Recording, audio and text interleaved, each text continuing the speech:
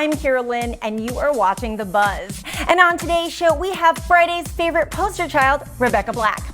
In our artist spotlight, all the way from Australia, we've got G Flip. And if you believe that third time's a charm or Three's Company, then I've got the indie film for you. It's called First Blush.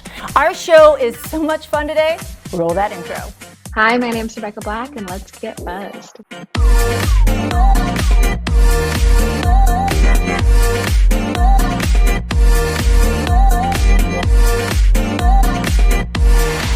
First up, we have Rebecca Black, who 10 years ago had the biggest song that we loved to hate, or hated to love. Well, it was Friday. Now she is all grown up and ready to release her latest single, Girlfriend. Let's take a look. I'm getting back with my girlfriend, ready to dive in the deep end. This time it's gonna be different. I'm getting back with my girlfriend.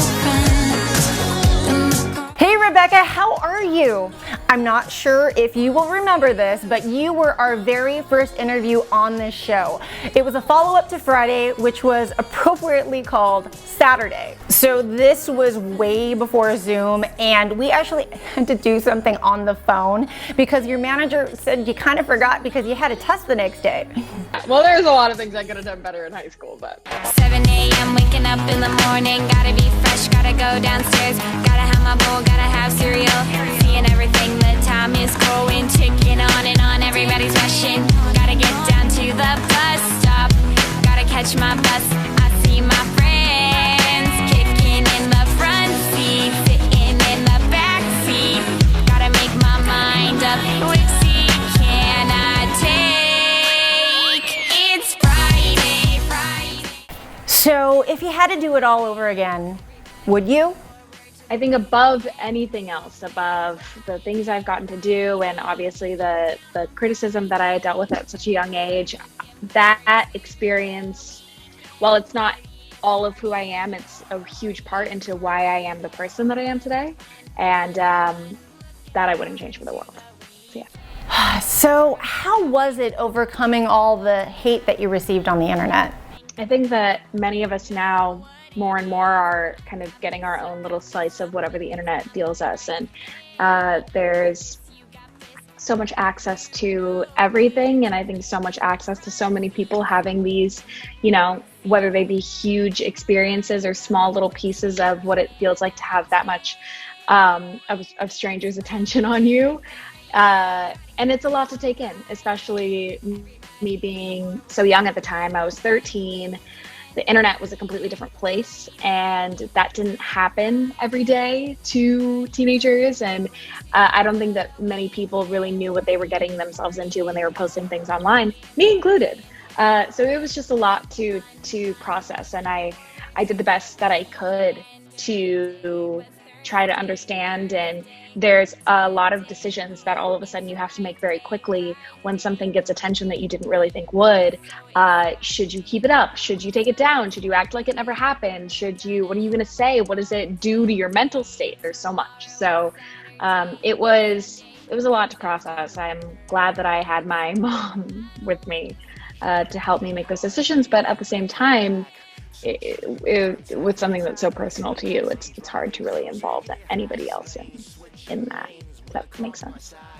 I found so much peace and so much creativity on the internet before my mom even knew that YouTube even existed, which, you know, whatever a parent decides to do or not do, or run or not run, is to their own discretion. But that's the thing with my mom that I think a lot of people may or may not know is, I mean, my mom was so removed from all of that world and was the furthest thing from like a stage mom that she could have been. I mean, when I told her that I wanted to still pursue music full time after everything that happened, she was like, "You're an insane person and you need help." But she, at the same time, she's very supportive, but definitely was going into it blindly.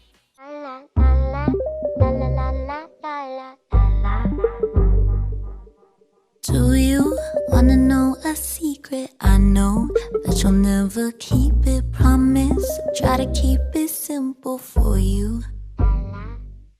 High up in the clouds It's like you're so special, like I never heard that before. Gotta break it to you gentle, but maybe I don't. Maybe I won't be the nice guy for one. So how did it feel when you released other songs and then everybody was like, oh, she can really sing? Because of the way that everything happened, I don't know if I was necessarily sitting on the other end being like, I know that I can do this the whole time. On one hand I was. I mean, on one hand, there was a reason why I kept trying, and there was a reason why I did what I did. It was because I really loved all of this so much. And I definitely have a tendency towards resilient type behavior. I'm not one to give up very easily. So those two things really pushed me through, but there were a lot of moments, and I still struggle with this. I think a lot of artists and creative people do, is there's so much self-doubt. I mean, there's so much, when are they going to figure out that I'm really just as bad as they thought I was? Or when are they really going to figure out that I can't do this? Or what am I going to break? What am I going to prove to myself that I can't? And that is the ongoing battle. But over time, that's gotten a lot better. And over time, I've gotten a lot more, truly confident, to a place where now, where I'm about to put out new music, I am so much less nervous about what people will think. And I'm just so excited for people to hear it and for my audience to tell me what they think about it. So that's definitely gotten better. We're going to take a break right now, and when we come back, we are going to talk about your 2020.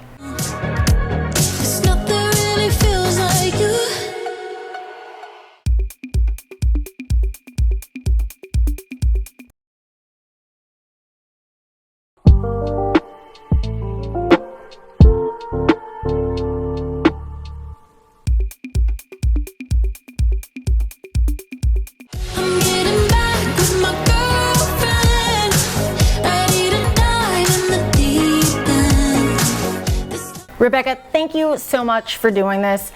2020 sucked for a lot of people, and you decided to take the time to reflect and come out as queer. And the internet, once again, had a field day, but this time it was a little different. Talk to me about that. It was something that I thought about for, years, and could never quite find the right time. And so I think what kind of happened was I stopped trying to find the right time and the perfect place and make it, the moment that I wanted it to be for myself in this moment of freedom. And that's how it all kind of happened. I would have never imagined that doing it like at the beginning of quarantine, when, everything started with obviously what we've been going through for the past year. Didn't think that would be the right time, but it just happened, and it happened really, I don't know if I would say perfectly, but in the best way that it could, in the way that it was supposed to happen. And that is, what gives me a lot of peace. And it's allowed me to create the music that you're going to hear this year. It's what allowed me to even write a song like Girlfriend. Because while I was writing songs and being kind of out in my own personal life, and people knew when I would write with them, or my friends knew, and all that stuff, that is so different from knowing that one day you're going to tell the world. So yeah, I'm really glad that it happened, and really grateful for just the way that people were so kind about it and supportive. And, yeah. This time it's gonna be different. I'm getting back with my girlfriend. Congratulations. We know that you have new music. Talk to us about Girlfriend. And it's the first song that I've put out in almost a year. And it is really something that I, for the past year, have put everything that I have into, from the day that we wrote it to all that we've worked on it since, and everything that'll come afterwards. So it's also the first project that I've released since I came out as being queer, which is a huge part of this new project and a huge part of my relationship with my audience now. So the song's called Girlfriend. I think you can kind of get where it's going. But I'm really, really excited about it. If you could go back in time, what would you say to your 13-year-old self? Oh my gosh. I mean, I know that she probably wouldn't even recognize me, so that's fine.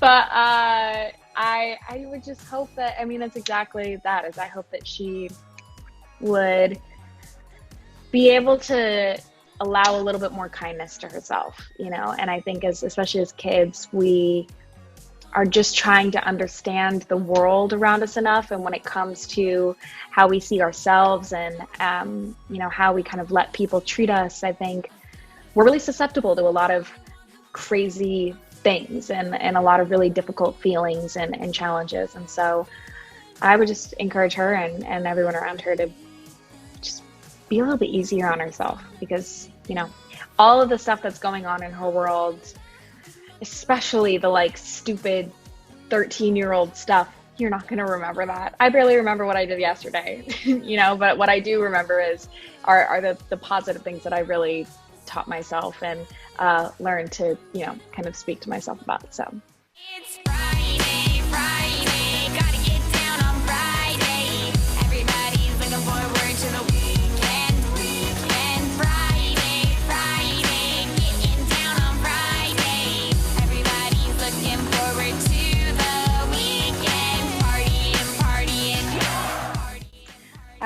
well, this year is the 10-year anniversary of Friday, which is crazy. And so I've been working on something really fun for that I think everybody will, you know, hopefully really love. And I'm really excited about this new path of music and this new music that I've been working on. I've really never been so confident about it. And I think, you know, knowing that there's probably going to still be a bit of time before anyone gets to go see shows again or go on tour, anything like that, I'm just really lucky to be able to put this music out and have people hopefully really like it. So that's it. Tell us where your new fans can find you. Everyone can find me at Ms. Rebecca Black everywhere on, Instagram, Twitter, TikTok, all of the places. And the song Girlfriend will be out this Friday, January 29th on all streaming platforms, YouTube, everywhere. So just search Rebecca Black and you'll find me somewhere. Thank you so much for joining us again. And please, let's not wait another 10 years before you talk to us again. I want to talk to you a little sooner than that. So again, congratulations. Bye. Stay safe. Check out Girlfriend. It is streaming on all major platforms. And after the break, we will have G Flip in our Artist Spotlight. Hi, my name's Rebecca Black and you have just been buzzed.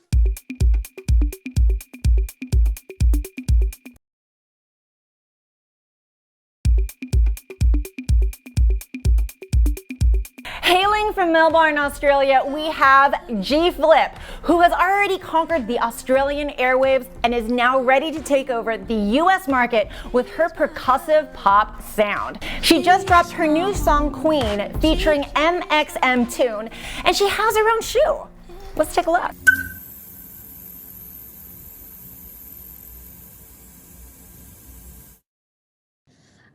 Well, I always wrote music from a kid. I play a little bit of guitar and keys, so I was always writing little songs in my bedroom from when I was like an early teenager. And also I'm very energetic, so just sitting behind a drum kit for that whole time, not being able to run around, was getting at me. So it just got to a point where I was like, I can't just be a drummer the rest of my life. I got to explore other options and do other things. Hey everyone, my name's G Flip. I'm an artist from Melbourne, Australia. Originally a drummer turned bedroom producer. And yeah, I just like having fun and making songs. I look at her, and I'm amazed. She's my girl, she is my home, she is my home away from home. In every world, even when there's lightning, even when we're fighting, you hold your... I think definitely my drumming background has had an influence on everything that I do, even in my melody writing.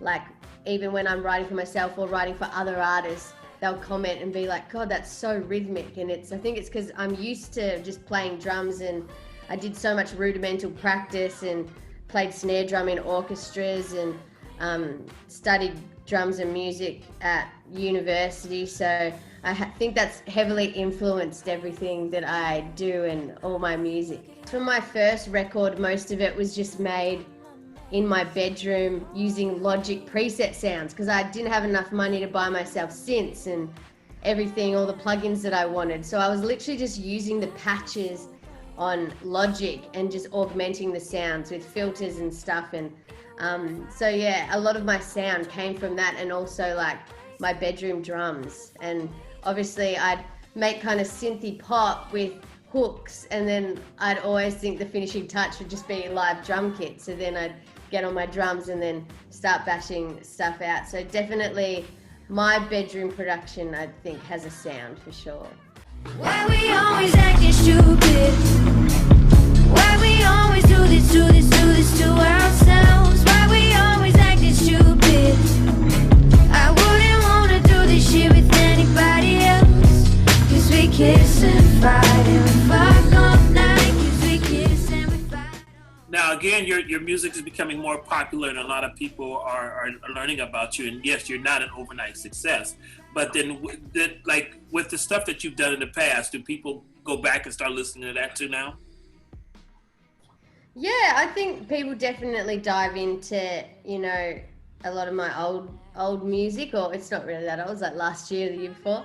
But yeah, people, I love, it's a shared love for about three things. I love being on stage and I love going on tour. I just love meeting all, you know, the people that support me and the fans, and I love being with my best mates who are in my band, so traveling with them, it's always like a holiday. So I love that. I love being in the studio, I love walking into a studio and then looking at their gear and being like, what could we create today with what we've got in this room? And it's kind of exciting. And then there's that feeling at the end of the day when you listen back to the song and you're like, this is a vibe. And then the third thing I love doing is writing for other people, which I've been doing a lot of lately. So being in the studio with different artists and bands and helping them put a song together, which is another one of my big passions.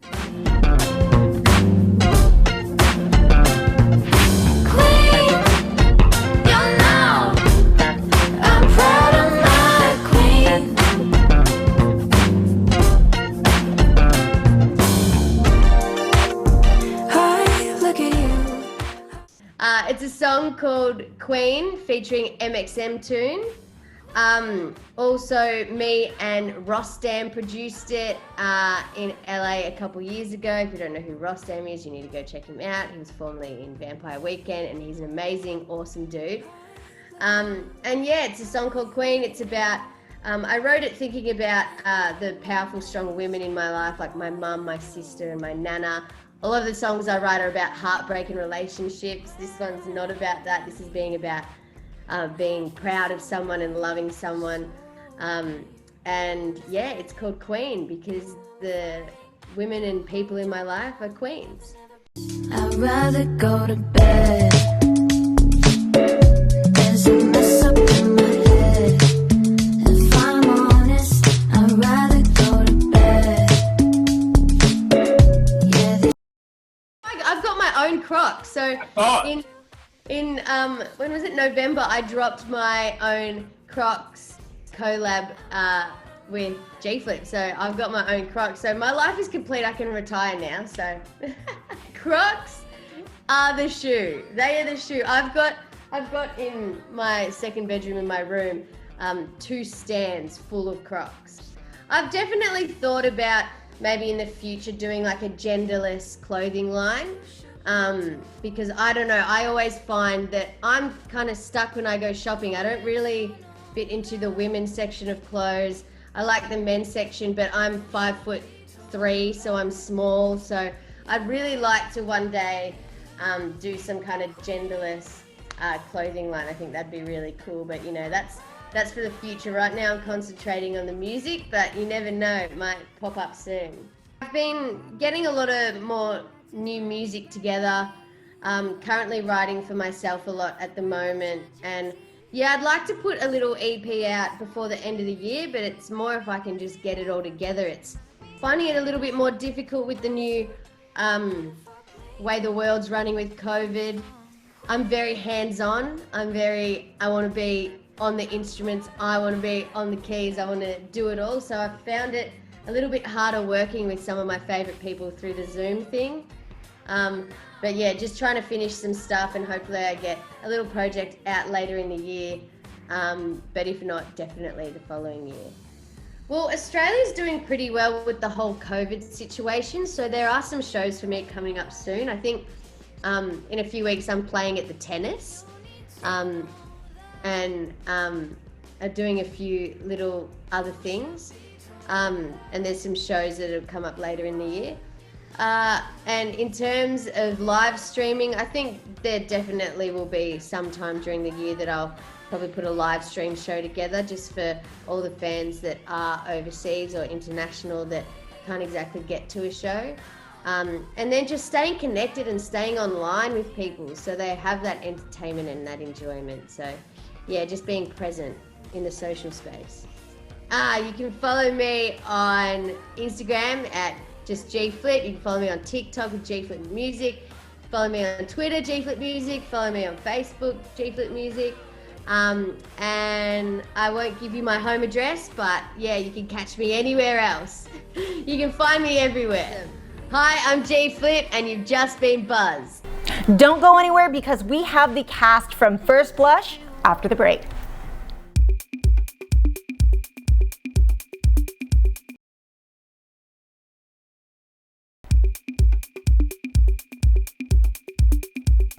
First Blush is an indie film about a couple that enters into a polyamorous relationship. We're going to talk to the cast and the director, Victor Newmark. Let's take a look. What's a normal relationship anyway? I'm never sure of anything. I'm still not sure about this. Maybe it's not about being sure or unsure. Maybe it's just about being brave. You guys, first, congratulations, and thank you guys so much for sitting down with us. Victor, can you please tell us about what First Blush is about? Okay, so First Blush is about a young married couple who are pretty happy, and then they become involved with another woman, and then they attempt to have a polyamorous relationship. It's about all of the highs and lows and everything in between that happens. So society really has a double standard when it comes to these types of relationships. They have a tendency to high-five the men and then turn around and really judge the women. How did you want viewers to overcome this sort of stigma? I think the whole point of the movie is to normalize a polyamorous relationship and just see it as a relationship with more than two people. So hopefully by the end, there's more people high-fiving. But really, I think the ultimate goal is just to present a polyamorous relationship in a very normal, natural light. Before I came to Los Angeles, I'd never really heard of polyamory, and then it seemed that everybody, knew somebody or was involved with somebody who was polyamorous.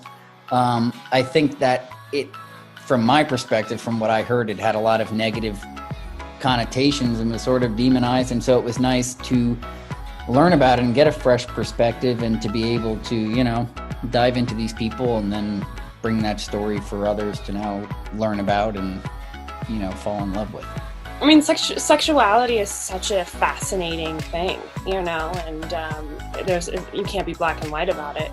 And yeah, that's the most intoxicating thing about life, is that when you meet people and you connect with them, you have no idea what you're going to offer them or they're going to offer you, and some person completely change your life and make you reevaluate who you are and what you stand for. And yeah. Surprise! Turning 30, does it feel different? Like, I guess I hit all the marks I'm supposed to hit in my 20s. Married, employed. I'm probably not going to die poor and lonely, so yeah, I'm doing great. Yeah, but I didn't ask if you were doing great. I asked if you felt different. In the film, your character feels that this is sort of the next step because they've reached 30. And I'd like to know if you feel if 30 is the new benchmark for life changes or life reevaluations. 30 is awesome.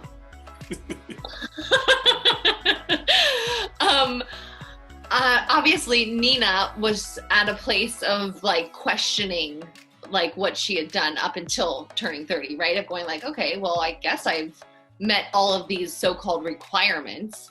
But I'm telling you, when I hit 30, I was like, I have arrived. I'm alive. So yeah, 30 is the new 19.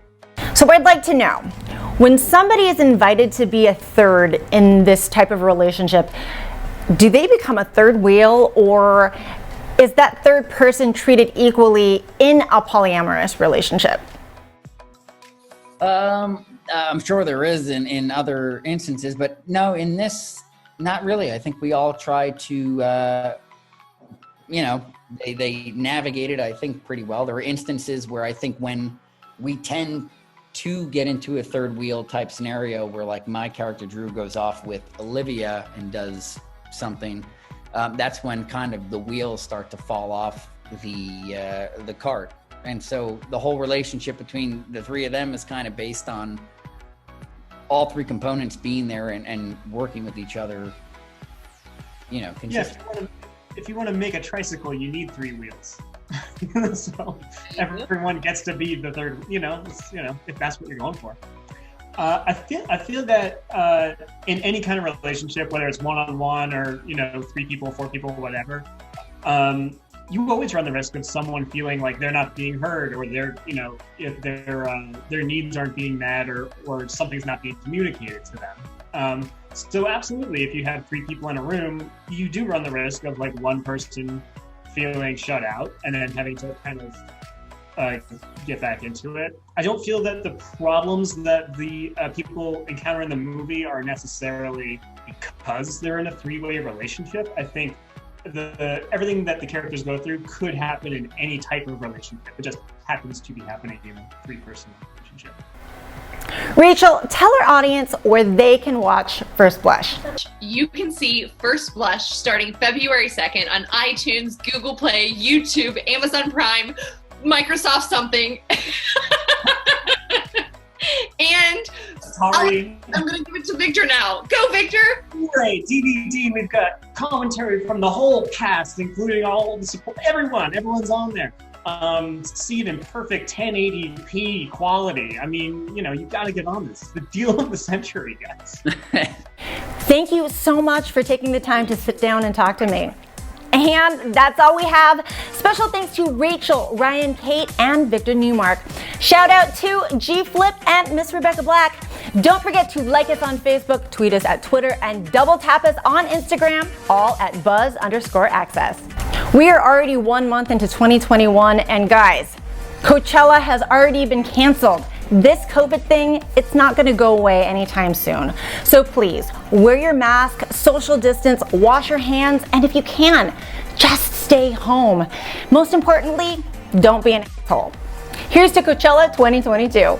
My name is Carolyn. Peace out. Here's my home away from home in every world.